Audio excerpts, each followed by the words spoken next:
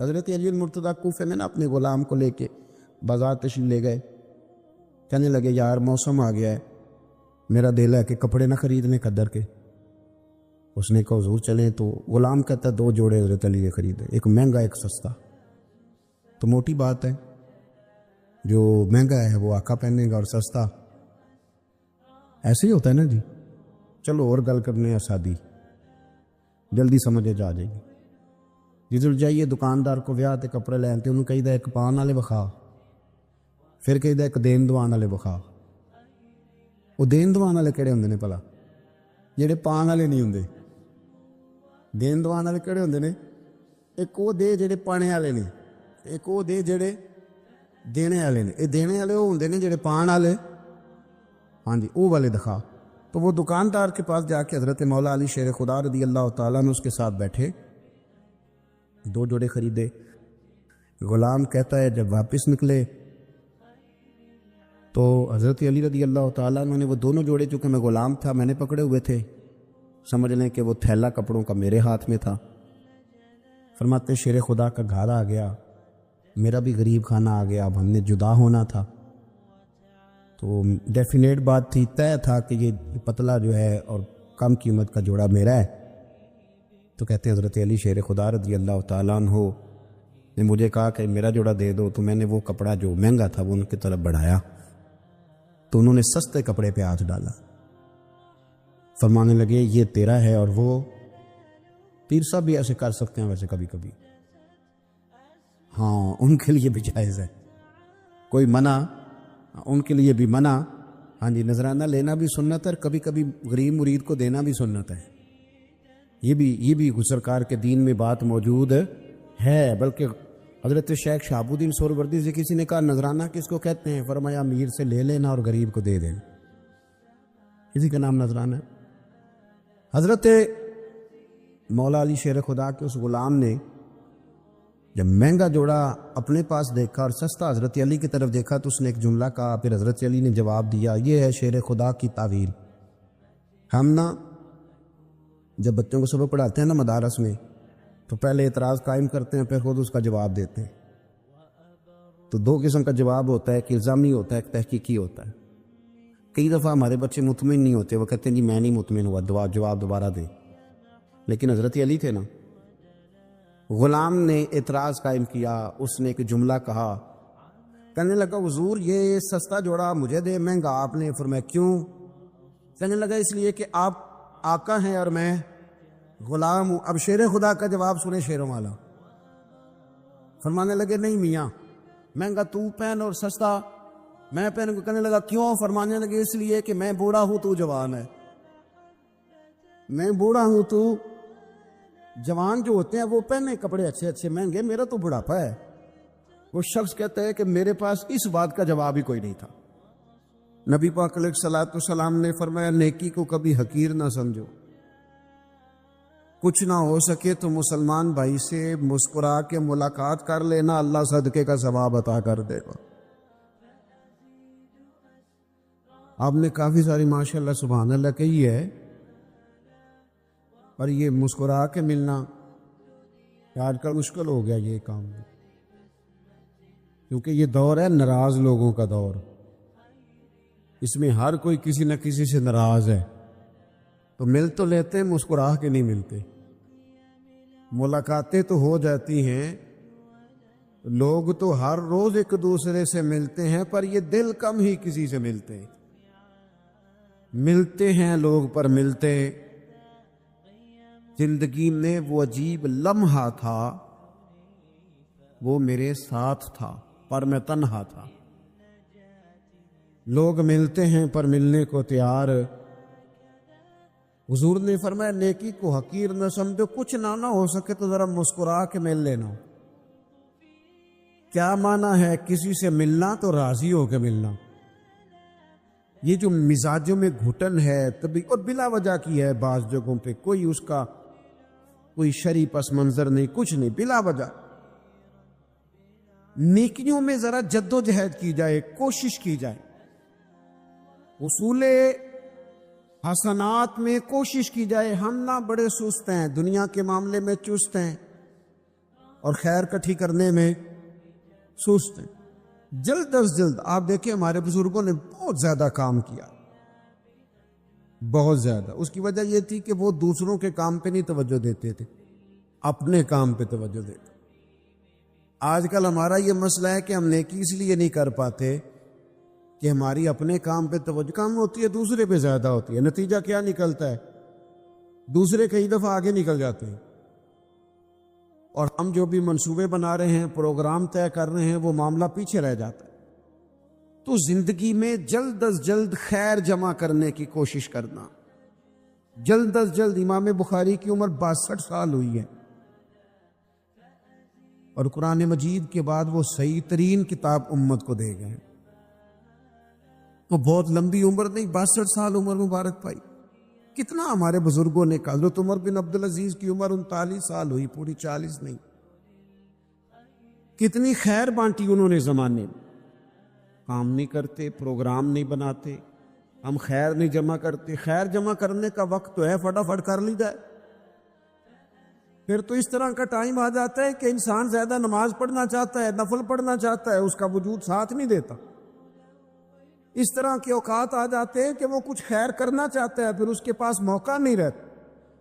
وہ لکھنا، پڑھنا، پڑھانا، سمجھانا چاہتا ہے، پھر قواعد اتنے مضبوط نہیں رہتے. جد و جہد کی جائے، کوشش کی جائے جلد از جلد. اللہ کے پیارے رسول صلی اللہ تعالی علیہ وسلم نے فرمایا، صحیح بخاری میں حدیث موجود ہے، حضور فرمانے لگے جلد از جلد نیکیاں کر لو اس وقت سے پہلے کہ فتنے رات کے ٹکڑوں کی طرح تمہارے اوپر گریں گے. حضور فرمانے لگے وہ ایسا سخت وقت آئے گا کہ بندہ صبح مومن ہوگا تو شام کافر ہو جائے، شام مومن ہوگا تو صبح کافر ہو جائے. اور فرمایا لوگ دنیا کے بدلے اپنا دین بیچ ڈالیں گے. اس سے پہلے پہلے نیکی کر لو، قبل اس کے کہ الجھا دیا جائے، ذہنوں کو پریشان کر دیا جائے. کئی جگہ مسائل نہیں بنا دیے گئے، وہ چھوڑو دی یہ تو نفل ہے، چھوڑو دی یہ تو غیر معاقدہ ہے. اعلیٰ حضرت فاضل بریلوی فرماتے ہیں جو نفل چھوڑتا ہے نا، ایک وقت آتا ہے سنت کے ترک کرنا شروع کر دیتا ہے. اور تارک سنت ایک وقت آتا ہے کہ واجبات کو چھوڑتا ہے. چونکہ وہ سیلاب اچانک نہیں آیا کرتے، پہلے چھوٹا سا سوراخ ہوتا ہے، دریا کے کنارے چھوٹا سوراخ ہوتا ہے، بند نہ کیا جائے تو بڑا ہو جاتا ہے، پھر اور بڑا ہو جاتا ہے، پھر وہ سیلاب بن جاتا ہے. کیا ہوتا ہے کہ جب ہم دیر کرتے ہیں، آپ دیکھ لیں دنیا داری میں لوگ کتنے آگے نکل گئے، کتنے دنیا داری کی جو چیزیں آئیں وہ غالب ہو گئیں. میں آپ سے پوچھ رہا ہوں جتنے لوگوں کے پاس موبائل ہیں اتنے لوگ نمازی بھی ہیں. موبائل بعد میں آ کے غالب ہو گیا سب پہ، اور نماز. آپ یہ ایوریج نکالے نا، جتنے لوگ فیس بک پہ ہیں اتنے لوگ دینی تعلیم کے میدان میں بھی ہیں، پڑھنے پڑھانے کا مزاج بھی رکھتے ہیں. جتنی نصیحتیں کرنے میں آج لوگ نکلے ہوئے ہیں، کیا اتنی خیر بھی دنیا میں بٹ رہی؟ جتنی جدید ٹیکنالوجی آ گئی سب ہم نے حاصل کر لی. بری بات نہیں، ٹھیک ہے، اچھی بات. لیکن سوال یہ ہے کہ وہ باتیں جو سالوں سے ہو رہی ہیں اور جو ہمارے دین کے فرائض میں شامل ہے ان پر عمل کب ہوگا؟ اور میں یہ بہت سارے لوگ ہیں نا دعوت دیتے ہیں کہ آپ تشریف لائیں، اس جگہ پہ آ کے کچھ بات کریں، تو میں دوستوں سے کہتا ہوں تقریریں تو اب بڑی سن لی لوگوں نے، تو زمانہ ہو گیا تقریریں کرتے سنتے. سوال تو یہ ہے کہ جو سنا ہے اس پر عمل کس دن کرنا ہے؟ وہ پہلا قدم جو عمل کا ہے وہ کس دن اٹھانا ہے؟ یہ کوئی گورکھ دھندا تو نہیں ہے نا کہ نشستن گفتن برخاستن. دیکھیں نا قرآن مجید کی آیات نازل ہوتی تھی، صحابہ دوڑ پڑتے تھے عمل کرنے کے لیے. لن تنالوا البر حتى تنفقوا مما تحبون، تم بھلائی کو نہیں پہنچو گے جب تک اپنی پیاری چیز خرچ نہ کرو. وہی آیت ہم نے بھی سنی ہوئی ہے. میں آپ سے ہاتھ نہیں اٹھواتا، آپ خود اپنے آپ سے پوچھیں، میں اپنے آپ سے پوچھتا ہوں کب پیاری چیز لا کے خرچ کیا ہم نے اللہ کے راستے میں؟ لیکن جب نازل ہوئی تھی، عبداللہ ابن عمر کو گھوڑا پیارا تھا، انہوں نے فوراً لا کے پیش کر دیا تھا۔ حضرت ابو طلحہ انصاری کو باغ پیارا تھا، انہوں نے فوراً لا کے حضور کی بارگاہ میں پیش کر دیا تھا۔ ہم کب یہ کام کریں گے؟ ہم سن رہے ہیں، ہمیں آتی ہے، ہم آگے بڑھا رہے ہیں، لیکن جلدی سے صحابہ کا یہ مزاج تھا کہ جیسے ہی ان تک خیر پہنچی انہوں نے عمل کر کے دکھایا، جیسے نصیحت ملی اس نصیحت پر وہ عامل ہو گئے۔ امام جعفر صادق رضی اللہ تعالیٰ عنہ سے ایک شخص نے پوچھا، حضور میں دین کی خدمت کرنا چاہتا ہوں، تبلیغ کرنا چاہتا ہوں، کوئی طریقہ بتائیں۔ بہت سارے لوگ ہیں آج کل جو یہ چاہتے ہیں، کہا جناب مجھے نہ کوئی آپ نسخہ بتائیں، کوئی سلیقہ بتائیں، میں دین کا کام کرنا چاہتا ہوں، دعوت خیر دینا چاہتا ہوں، کوئی طریقہ بتائیں۔ تو سیدنا امام جعفر صادق رضی اللہ تعالیٰ عنہ فرمانے لگے، آسان طریقہ ہے، اور بغیر کسی فلسفے کے، بغیر کسی الجھی ہوئی گتھی کے سلجھی ہوئی بات ہے، بالکل طے۔ تو دین کی تبلیغ کرنا چاہتا ہے؟ اس نے کہا، تو فرمانے لگی بڑا آسان نسخہ ہے، اگر تو دین پھیلانا چاہتا ہے، تبلیغ کرنا چاہتا ہے، تو دین پر عمل کرنا شروع کر دے۔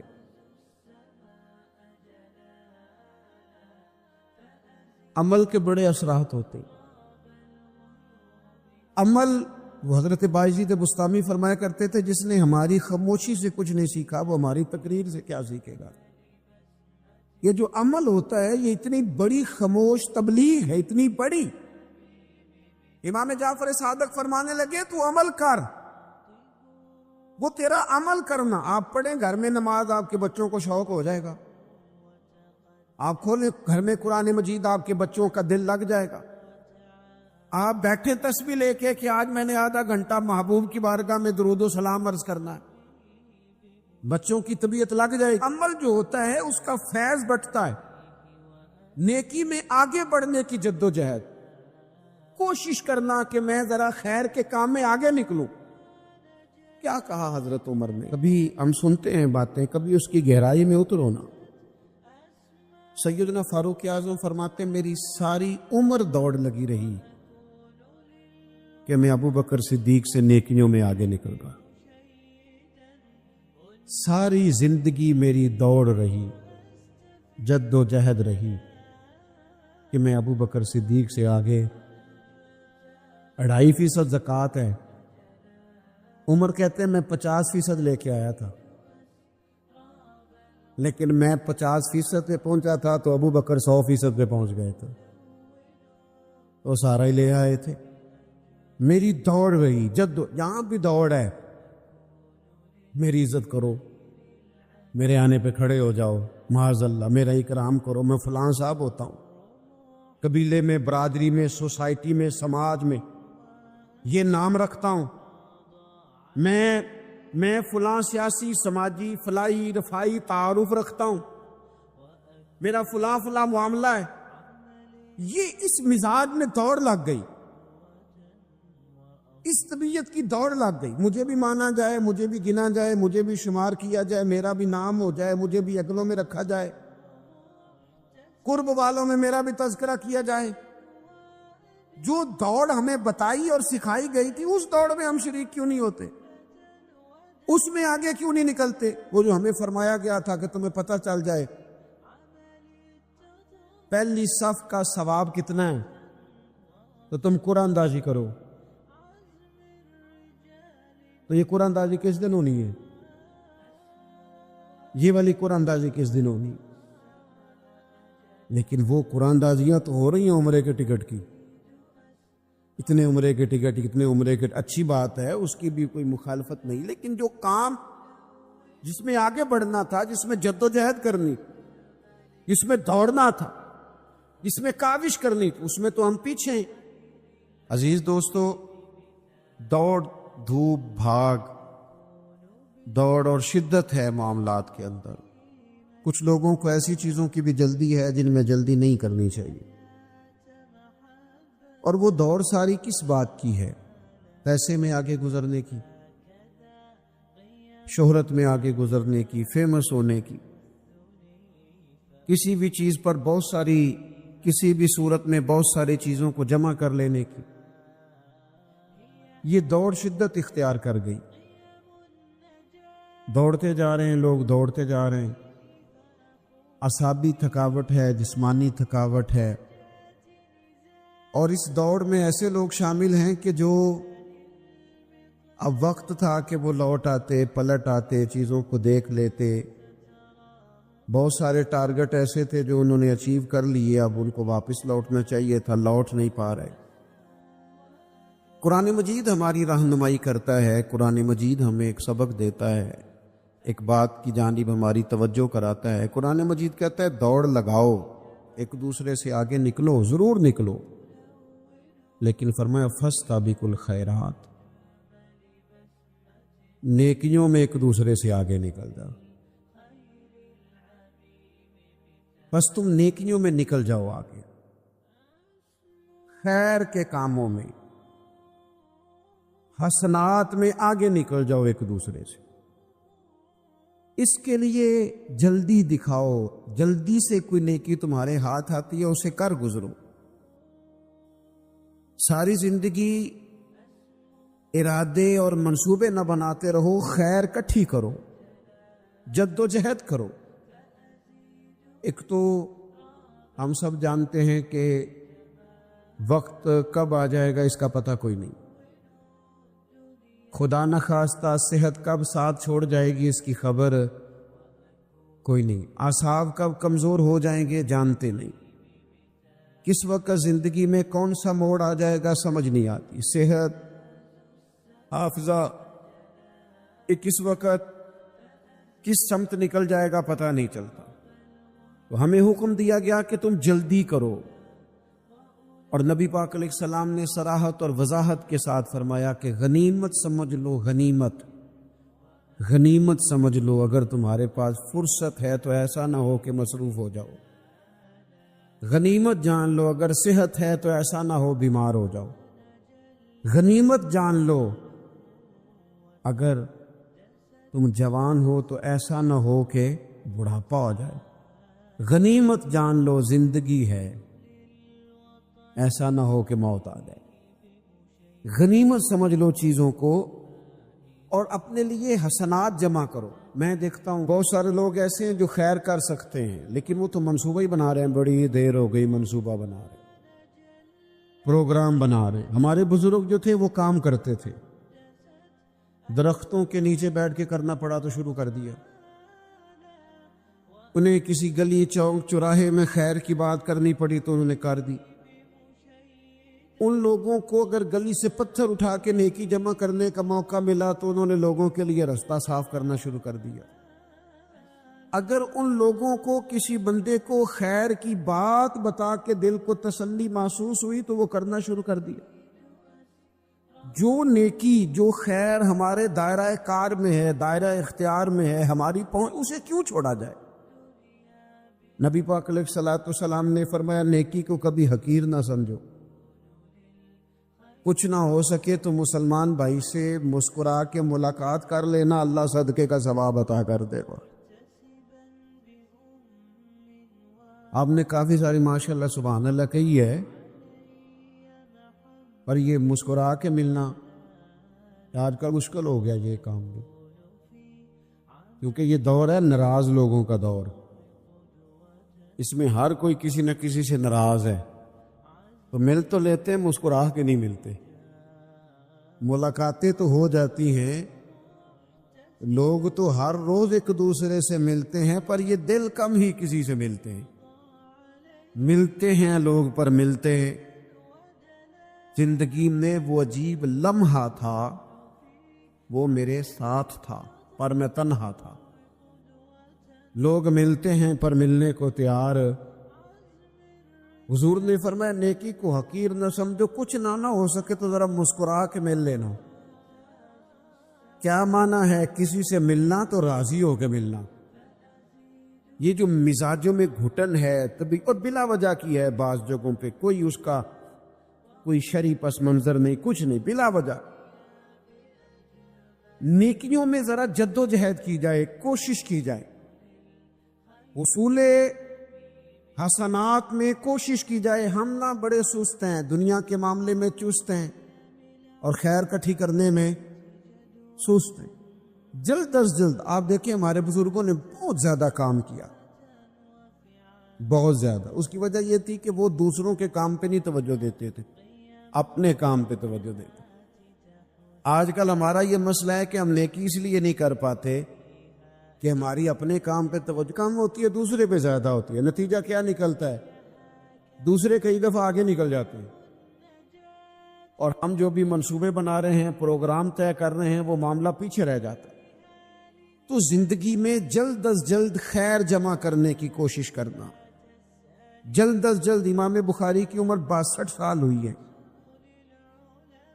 اور قرآن مجید کے بعد وہ صحیح ترین کتاب امت کو دے گئے۔ تو بہت لمبی عمر نہیں، 62 سال عمر مبارک پائی۔ کتنا ہمارے بزرگوں نے کہا، حضرت عمر بن عبدالعزیز کی عمر 39 سال ہوئی، پوری 40 نہیں۔ کتنی خیر بانٹی انہوں نے زمانے میں۔ ہم نہیں کرتے، پروگرام نہیں بناتے، ہم خیر نہیں جمع کرتے۔ خیر جمع کرنے کا وقت تو ہے، فٹافٹ کر لی جائے۔ پھر تو اس طرح کا ٹائم آ جاتا ہے کہ انسان زیادہ نماز پڑھنا چاہتا ہے، نفل پڑھنا چاہتا ہے، اس کا وجود ساتھ نہیں دیتا۔ اس طرح کے اوقات آ جاتے ہیں کہ وہ کچھ خیر کرنا چاہتا ہے، پھر اس کے پاس موقع نہیں رہتا۔ وہ لکھنا، پڑھنا، پڑھانا، سمجھانا چاہتا ہے، پھر قواعد اتنے مضبوط نہیں رہتے۔ جد و جہد کی جائے، کوشش کی جائے، جلد از جلد۔ اللہ کے پیارے رسول صلی اللہ تعالی علیہ وسلم نے فرمایا، صحیح بخاری میں حدیث موجود ہے، حضور فرمانے لگے، جلد از جلد نیکیاں کر لو اس وقت سے پہلے کہ فتنے رات کے ٹکڑوں کی طرح تمہارے اوپر گریں گے۔ حضور فرمانے لگے، وہ ایسا سخت وقت آئے گا کہ بندہ صبح مومن ہوگا تو شام کافر ہو جائے، شام مومن ہوگا تو صبح کافر ہو جائے۔ اور فرمایا، لوگ دنیا کے بدلے اپنا دین بیچ ڈالیں گے۔ اس سے پہلے پہلے نیکی کر لو، قبل اس کے کہ الجھا دیا جائے ذہنوں کو، پریشان کر دیا جائے۔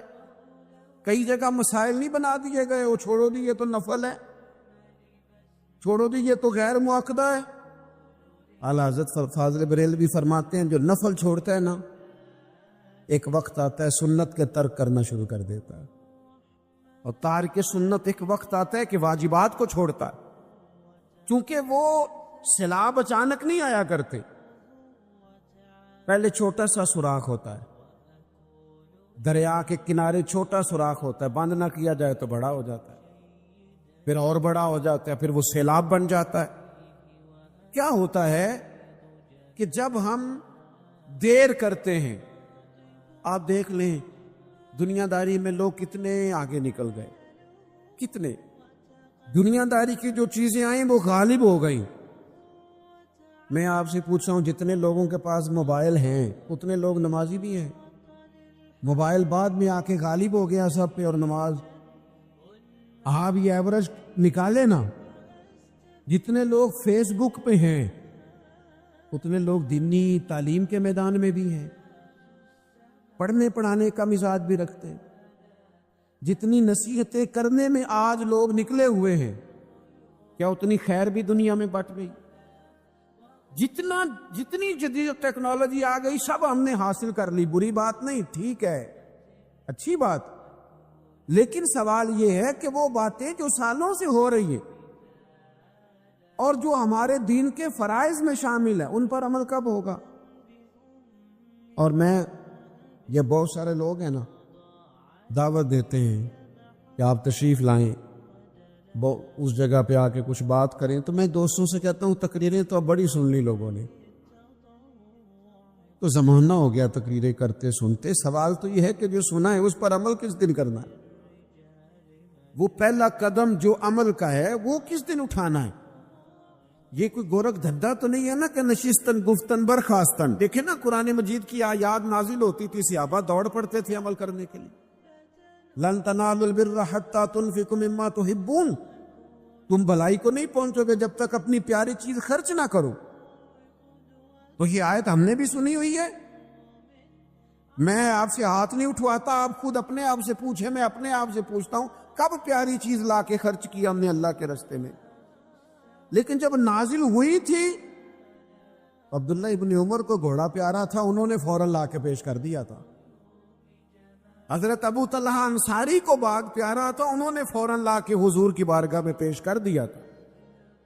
ہم کب یہ کام کریں کہ ہم سن رہے ہیں، ہمیں آتی ہے، ہم آگے بڑھا رہے ہیں، لیکن جلدی سے صحابہ کا یہ مزاج تھا کہ جیسے ہی ان تک خیر پہنچی انہوں نے عمل کر کے دکھایا، جیسے نصیحت ملی اس نصیحت پر وہ عامل ہو گئے۔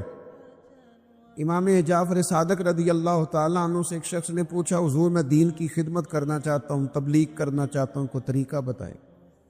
بہت سارے لوگ ہیں آج کل جو یہ چاہتے ہیں، کہا جناب مجھے نہ کوئی آپ نسخہ بتائیں، کوئی سلیقہ بتائیں، میں دین کا کام کرنا چاہتا ہوں، دعوت خیر دینا چاہتا ہوں، کوئی طریقہ بتائیں۔ تو سیدنا امام جعفر صادق رضی اللہ تعالیٰ عنہ فرمانے لگے، آسان طریقہ ہے، اور بغیر کسی فلسفے کے، بغیر کسی الجھی ہوئی گتھی کے سلجھی ہوئی بات ہے، بالکل طے۔ تو دین کی تبلیغ کرنا چاہتے ہے؟ اس نے کہا، تو فرمانے لگے بڑا آسان نسخہ ہے، اگر تو دین پھیلانا چاہتا ہے، تبلیغ کرنا چاہتا ہے، تو دین پر عمل کرنا شروع کر دے۔ عمل کے بڑے اثرات ہوتے ہیں۔ عمل، حضرت باجید بستامی فرمایا کرتے تھے، جس نے ہماری خاموشی سے کچھ نہیں سیکھا وہ ہماری تقریر سے کیا سیکھے گا۔ یہ جو عمل ہوتا ہے یہ اتنی بڑی خاموش تبلیغ ہے، اتنی بڑی۔ امام جعفر صادق فرمانے لگے تو عمل کر، وہ تیرا عمل کرنا۔ آپ پڑھیں گھر میں نماز، آپ کے بچوں کو شوق ہو جائے گا۔ آپ کھولیں گھر میں قرآن مجید، آپ کے بچوں کا دل لگ جائے گا۔ آپ بیٹھیں تسبیح لے کے کہ آج میں نے آدھا گھنٹہ محبوب کی بارگاہ میں درود و سلام عرض کرنا ہے، بچوں کی طبیعت لگ جائے۔ عمل جو ہوتا ہے اس کا فیض بٹتا ہے، نیکی میں آگے بڑھنے کی جد و جہد، کوشش کرنا کہ میں ذرا خیر کے کام میں آگے نکلوں۔ کیا کہا حضرت عمر نے؟ کبھی ہم سنتے ہیں باتیں، کبھی اس کی گہرائی میں اترو نا۔ سیدنا فاروق اعظم فرماتے میری ساری عمر دوڑ لگی رہی کہ میں ابو بکر صدیق سے نیکیوں میں آگے نکل گا، ساری زندگی میری دوڑ رہی، جد و جہد رہی کہ میں ابو بکر صدیق سے آگے۔ 2.5% زکوٰۃ ہے، عمر کہتے ہیں میں 50% لے کے آیا تھا، لیکن میں 50% پہ پہنچا تھا تو ابو بکر 100% پہ پہنچ گئے تھے، وہ سارا ہی لے آئے تھے۔ میری دوڑ رہی، یہاں بھی دوڑ ہے، میری عزت کرو، میرے آنے پہ کھڑے ہو جاؤ، معاذ اللہ میرا اکرام کرو، میں فلاں صاحب ہوتا ہوں۔ قبیلے میں، برادری میں، سوسائٹی میں، سماج میں یہ نام رکھتا ہوں، میں فلاں سیاسی، سماجی، فلاحی، رفائی تعارف رکھتا ہوں، میرا فلاں معاملہ ہے۔ یہ اس مزاج میں دوڑ لگ گئی، اس طبیعت کی دوڑ لگ گئی، مجھے بھی مانا جائے، مجھے بھی گنا جائے، مجھے بھی شمار کیا جائے، میرا بھی نام ہو جائے، مجھے بھی عقلوں میں رکھا جائے، قرب والوں میں میرا بھی تذکرہ کیا جائے۔ جو دوڑ ہمیں بتائی اور سکھائی گئی تھی اس دوڑ میں ہم شریک کیوں نہیں ہوتے؟ اس میں آگے کیوں نہیں نکلتے؟ وہ جو ہمیں فرمایا گیا تھا کہ تمہیں پتہ چل جائے پہلی صف کا ثواب کتنا ہے تو تم قرآن اندازی کرو، تو یہ قرآن اندازی کس دن ہونی ہے؟